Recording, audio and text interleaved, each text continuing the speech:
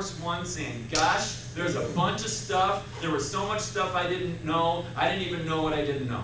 That's what we want you doing here when you walk out of here on Friday. Say, wow, you know, I did a real estate transaction, I didn't know exactly what was going on, I didn't know what my rights were, but now I know, and I'll always know, and I'll use that to take care of my clients in the future. We want you walking out of here like that on Friday afternoon. If you walk out of here like that on Friday afternoon, we did our job, all right? We want you to have a fulfilling real estate experience where you walk out of here going, there's a lot of stuff that there is to know. I probably don't know all of it, but now I have some idea of what people's rights are and the law. We found that people learn in different ways. And so what we're going to do is we're going to try to cater to as many of you in the room as we can. One way that people learn is by listening. However, I might be boring to you, or I might look like your ex-husband, or for some reason you don't like me. And if that's the case, you're only going to listen, you're only going to pick up about 5% of the stuff I say if you're distracted by, you know, my haircut or something, you know, by my bad shoes, or whatever it is. So you're only going to pick up about 5 or 10% of what I say, if that's the case. Now, if I look pretty neutral to you, you know, nothing really sticks out at you, you'll pick up about 20% of what I say. And that's still not very good. So that's the best I got. You know, you pick up 1 out of every 5 words. And that's if I'm having a good day and you're having a good day. So that's one way people learn is by listening. But there's a lot of other ways. For example, some people are very visual, so we're going to have some pictures. Some people stick to words, so we're going to highlight some words and we're going to look at vocabulary. Others still learn and internalize things by writing them down. So we're going to be writing some things as well. Okay? So we're going to take this from as many different angles as we can. Can you show me this condo in Eden Prairie, new construction? And so I said, yeah. So I go show it to him. And so I go in, I'm like, hey, look at this one. And this guy like flips up. He's like, whoa, look at that. Well, it's granite. My parents don't even have granite. Stainless steel. What? You know, this, keep in mind that this kid, he's 21 years old, just did college in 3 years. Just out of college, got a 4-year degree in 3 years. Smart kid, but he's living in his parents' basement. He calls me, says, can I see a condo? He walks into the first one, and it's magic, right? My parents don't even have granite. Give me it. So you know what I said? Yeah! Woo! Sign her up, baby! So I signed the contract for this guy, right?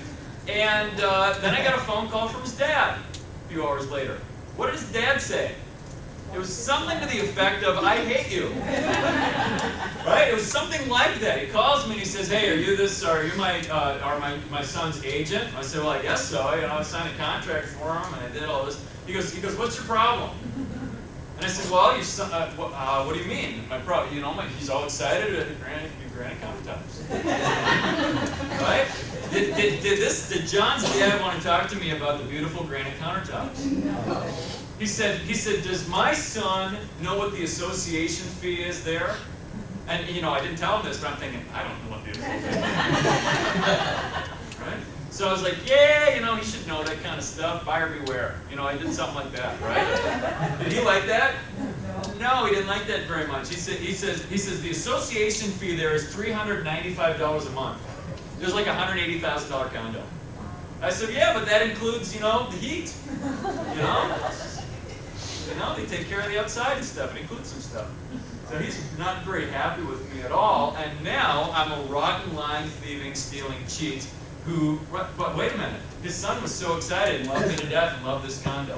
So I have this conversation with Dad, and then John gets on, you know, Dad was like, you deal with this guy.